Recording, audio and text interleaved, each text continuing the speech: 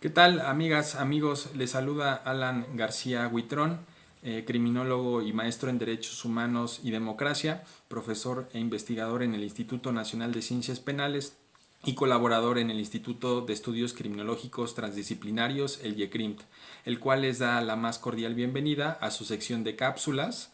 En esta ocasión vamos a abordar, a discutir y a reflexionar sobre el tema de la Guardia Nacional, el cual, como ustedes saben, se está discutiendo en estos días en las cámaras. Incluso el día de ayer el Senado de la República hizo cambios sustanciales al dictamen propuesto en un inicio en la Cámara de Diputados por el partido político de Morena. Así es que no se vayan, sigan con nosotros. Vamos a tocar este tema que sin duda es uno de los más importantes de los últimos años en términos de reformas constitucionales en materia de seguridad y justicia.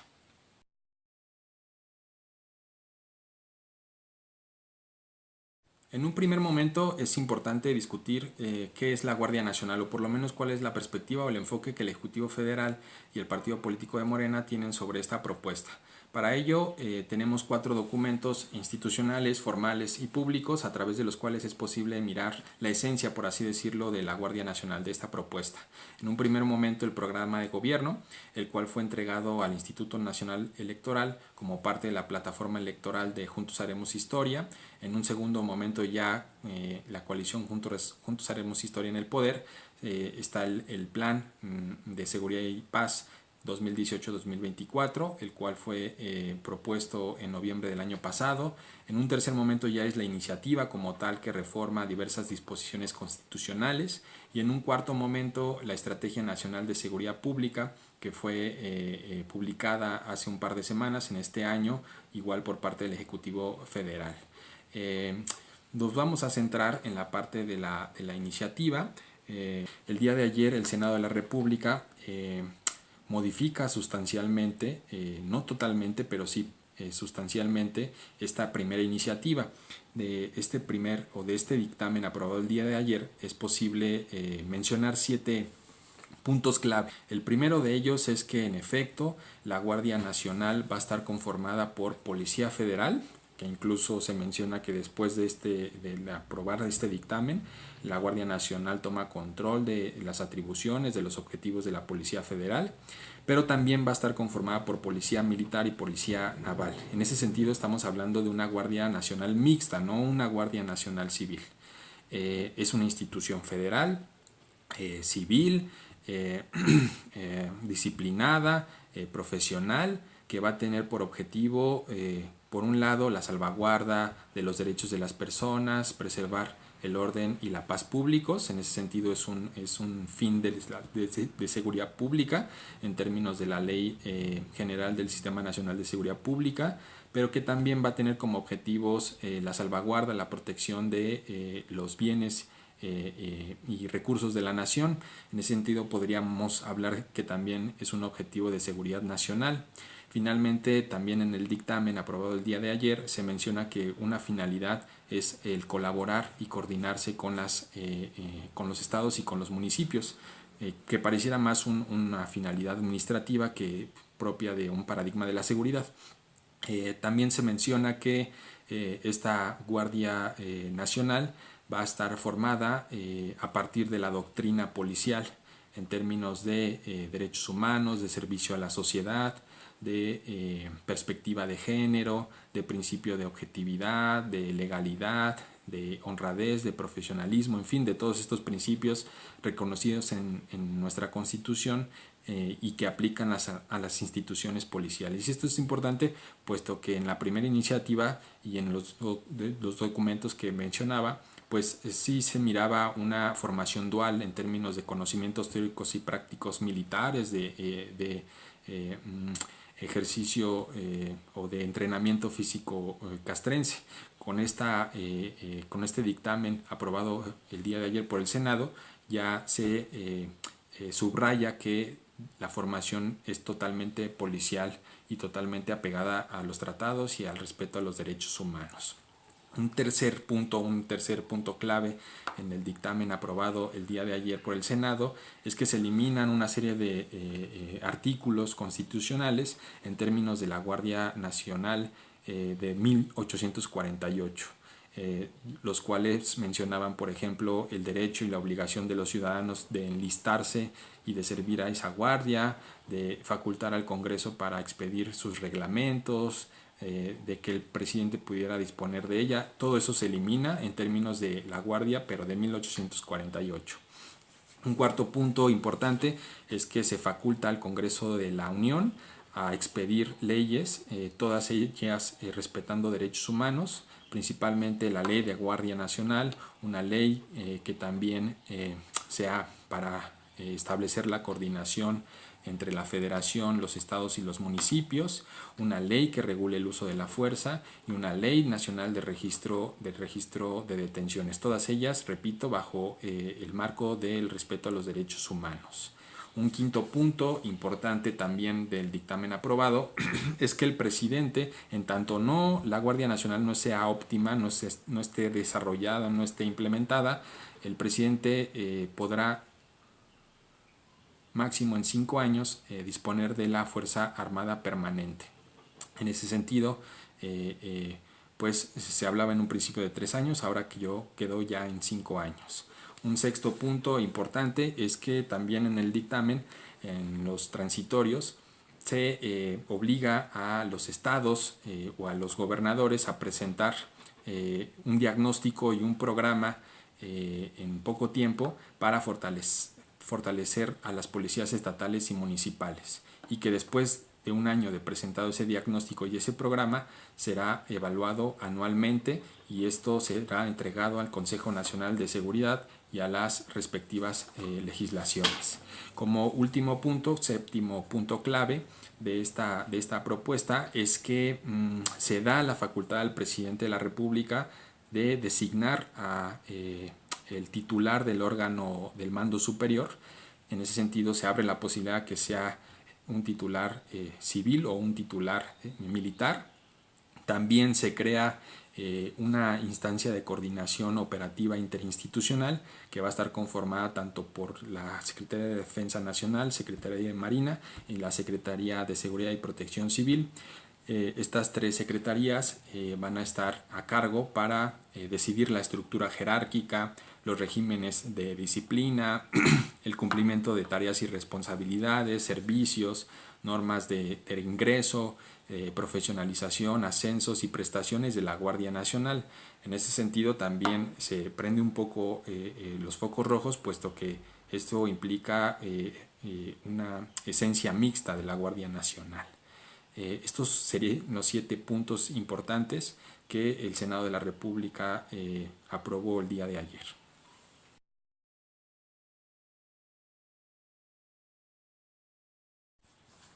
¿Cuáles serían las críticas a esta propuesta? Que incluso al dictamen aprobado el día de ayer del Senado de la República.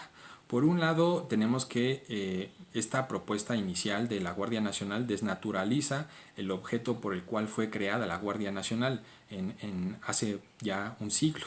En efecto, la Guardia Nacional, contenida tanto en la Constitución, en la Ley del Servicio Militar y en la Ley de Administración Pública Federal, fue creada en 1846 por el entonces presidente Salas. En ese entonces este presidente creía que las Fuerzas Armadas eran insuficientes en México ante una posible invasión extranjera, principalmente de Estados Unidos, y que era por tanto necesario crear un cuerpo civil improvisado, temporal, que perteneciera a los estados, pero que fuera manejado desde la Federación, el cual fuera pues importante, fuera colaborador, no sustituyera a las Fuerzas Armadas, sino que colaborara con ellas para proteger la soberanía nacional. Incluso se sabe poco, pero la famosa batalla de Puebla fue ganada principalmente por la intervención de la Guardia Nacional, en ese entonces liderada por Nepomuceno, en esos territorios. Entonces, una primera crítica es que esta Guardia Nacional desnaturaliza el objeto por el cual fue creada. Precisamente por eso se eliminaron tantos artículos de la Constitución, puesto que la Guardia Nacional ahí contenida ya estaba, pero en un sentido distinto a lo que hoy se propone, que más bien es una gendarmería, una especie de gendarmería nacional.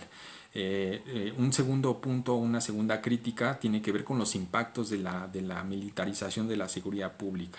Me parece que a pesar de que el dictamen aprobado el día de ayer por el Senado de la República es menos militar o menos bélico que la propuesta o la primera propuesta de la Cámara de Diputados, sigue siendo una Guardia Nacional mixta con presencia militar importante y que además vamos a tener otros 5 años más, casi prácticamente este sexenio, con presencia de la Fuerza Armada Permanente.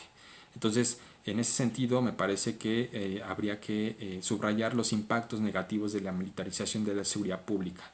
En un principio tenemos los impactos jurídicos constitucionales, en términos de que al militarizar la seguridad pública, al permitir que los militares estén en las calles, a pesar de las conocidas resoluciones de la Corte, lo que se muestra es que hay una sobreposición de las facultades personalísimas del presidente ante otros derechos que son importantes, como la seguridad pública civil, como el estado de excepción, como el 16 constitucional, que tiene que ver con el derecho o la protección que tenemos de no ser detenidos, de no ser molestados, sino en virtud de un mandamiento judicial. En fin, entonces se sobrepone la facultad personalísima del presidente de disponer de las Fuerzas Armadas bajo esta concepción de la seguridad interior sobre otros derechos importantes que menciona la Constitución. Un segundo impacto tiene que ver con el jurídico internacional, y es que organismos tanto nacionales e internacionales en materia de seguridad, en materia de derechos humanos, se han pronunciado en contra de la militarización de la seguridad, en tanto que las Fuerzas Armadas no están capacitadas, no están formadas para controlar de manera civil la delincuencia, y solamente están formadas para derrotar a los enemigos, para eliminar a los enemigos. Un tercer impacto tiene que ver con el criminológico, es decir, se dice que la presencia de los militares va a disminuir la violencia. Hay estudios que mencionan lo contrario. Desde 2006-2007 que se implementaron los operativos por parte del presidente o del expresidente Felipe Calderón, observamos una ascendencia en los homicidios dolosos, también en las violaciones a derechos humanos. Se dicen en algunos estudios que si no hubiera intervenido los militares, se hubieran prevenido 178,000 homicidios. Del 2007 al 2017 aproximadamente tanto CEMAR como SEDENA han tenido 10,000 quejas, de las cuales solamente 130 han llegado a sentencia. Se han dado más de 148 recomendaciones con más de 1,000 víctimas. En fin, la presencia militar no va a disminuir el homicidio, no va a resolver el problema, por el contrario, lo va a exacerbar, tanto en términos de homicidios dolosos como de violaciones a derechos humanos. Y esto principalmente se debe a que no se están atacando las causas o los factores, sino principalmente las manifestaciones criminales. La estrategia de los militares es enfrentar, es cortar cabezas, es detener a los líderes, y eso obviamente dentro de las organizaciones criminales pues genera mucha más violencia. Un cuarto punto importante, un cuarto impacto también negativo de la militarización de la seguridad es el democrático. Y es que hablar de la militarización de la seguridad es también hablar de autoritarismos, de gobiernos que no están interesados en promover los derechos, las libertades de sus gobernados. En ese sentido, ahorita es, bueno, ya no ahorita, sino desde el 2006 o desde los años 90, los militares están ya en la presencia de la seguridad. Posteriormente vendrán otros sectores. Los militares no reniegan del poder, y en ese sentido habría que incluso mencionar que el presupuesto que hoy tiene CEMAR y SEDENA es prácticamente el mismo que tuvo Educación en 2005. También habría que hablar de los beneficios colaterales del combate al crimen. Como criminólogos sabemos que, por ejemplo, cuando hay operativos, los policías siempre quieren ir a los operativos precisamente para pues violentar derechos humanos, para llevarse un botín, para traficar, para tratar personas. En ese sentido, imagínense ustedes los operativos que hacen los militares en casas de narcotraficantes, de grandes criminales, que no pueden hacer: traficar, tratar personas, llevarse botines, corrupción, torturas, homicidios, violaciones, en fin, sexuales. Entonces es importante también mencionar los beneficios de que los militares no quieren irse del combate al narcotráfico.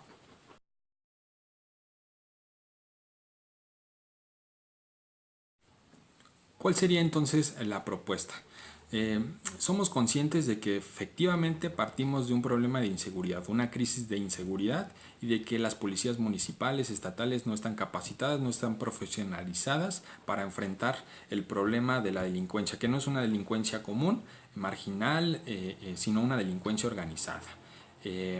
Pero creemos que estos dos diagnósticos son limitados, son parciales, que incluso son diagnósticos que tiene la sociedad civil y expertos en diferentes instituciones. Por un lado, en efecto, tenemos un problema producto de la delincuencia organizada, pero habría que discutir cómo entendemos la delincuencia organizada. Me parece que la propuesta de la Guardia Nacional y el fortalecimiento de las policías y de otras propuestas que históricamente han planteado tanto el gobierno como organizaciones de la sociedad civil entienden que la delincuencia organizada es conformada por estas gentes psicópatas, sicarios, sociópatas, marginados.